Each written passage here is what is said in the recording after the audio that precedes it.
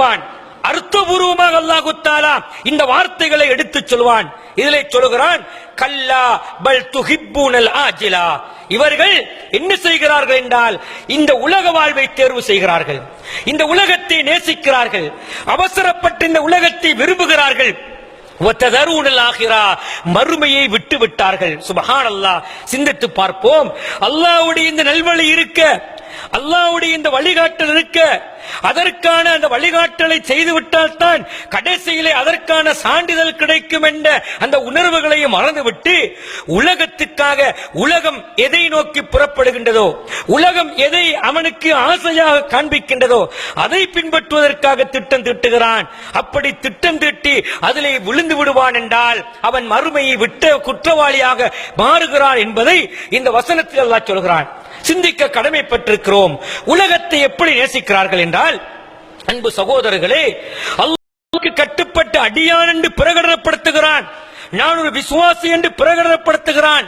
அவனுக்கு முன்னால் உலகம் காண்பிக்கப்படுகின்ற பொழுது, உலகத்தின் ஆசைகள் குவிக்கப்படுகின்ற பொழுது, உலகத்தின் இன்பங்கள் அவனுக்கு முன்னால் அப்படியே கொண்டு காட்டப்படுகின்ற பொழுது உடனடியாக அதற்கு அடிமைப்படுகின்ற நிர்பந்தவாதியாக இந்த மனிதன் மாறி வருகிறான்.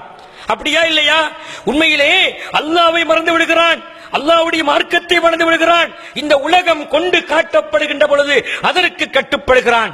அழகான உதாரணம் சகோதரர்களே, ஒரு நாள் அல்லாஹ்வுடைய தூதர் ஸல்லல்லாஹு அலைஹி வஸல்லம் அவர்கள் ஹுதுபா பிரசங்கம் செய்து கொண்டிருக்கிறார்கள். ஹுதுபா பிரசங்கம் செய்து கொண்டிருக்கிறார்கள்.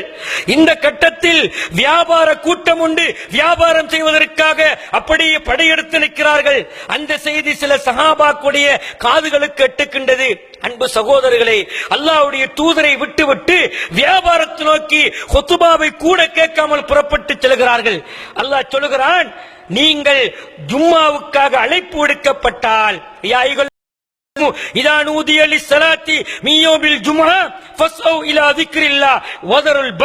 உங்களுடைய வியாபாரத்தை விட்டுவிட்டு அல்லாஹ்வுடைய திக்ரை செய்வதற்காக நீங்கள் விரைந்து செல்லுங்கள் என்று அல்லாஹ் தஆலா இந்த வசனத்தை இறக்கி உங்களுடைய வியாபாரத்தை விடுங்கள் என்று அல்லாஹ் கட்டளையிடுகிறான்.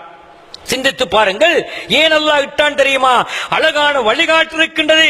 அந்த வழிகாட்டல் ஒன்று இருக்க உலகம் காட்டப்பட்டவுடன் ஆசைப்பட்டு விட்டான். மனிதனுடைய ஆசை அப்படித்தான் சகோதரர்களே, மனிதனுடைய உணர்வு அப்படித்தான். பார்வை ஒன்றை பார்க்கின்றது, உள்ளம் அதை அப்படி பதிவு செய்கின்றது.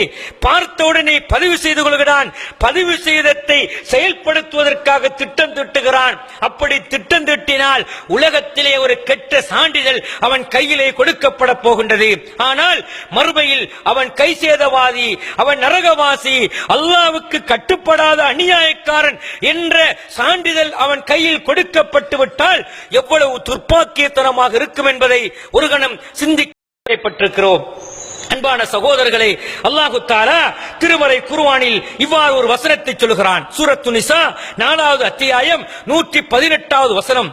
ஏன் அன்பு சகோதரர்களை சூறாவையும் சொல்லி அந்த அத்தியாயத்தையும் சொல்லி அவருடைய இலக்கங்களும் ஏன் குறிப்பிடுகிறோம் என்றால், ஒரு செய்தியை சொல்லுகின்ற பொழுது அது இலக்கத்தோடு சொல்லப்படுகின்ற பொழுது, அதை தெளிவாக சொல்லப்படுகின்ற பொழுது அதிலே மிகப்பெரிய ஒரு அர்த்தத்தை கேட்கிறவர்கள் உணர்ந்து கொள்வார்கள். உண்மையிலேயே அந்த வசனத்தில் அல்லாஹ் சொல்கிறான், ஒமை யத்தகிது ஷைத்தான வலியம் மின் தூனில்லாஹ். அல்லாஹ் அல்லாமல் யார் ஷைத்தானை தன்னுடைய நண்பனாக தேர்வு செய்கிறானோ, நல்வழி பயணத்தை மேற்கொள்கிறவன் அல்லாஹ்வை தேர்வு செய்வான், அல்லாஹ்வுடைய தூதருடைய வழிகாட்டலை தேர்வு செய்வான், அல்லாஹ்வுடைய மார்க்கம் சொல்லுகின்றதை பின்பற்றுவதற்கு ஆசைப்படுவான். தனக்கு ஒரு சந்தேகம் ஏற்பட்டு உள்ளார், பிரச்சனை ஏற்பட்டு விட்டால் அல் குர்ஆனை திறந்து பார்த்து அதற்கான தீர்வுகளை தேடுவான்.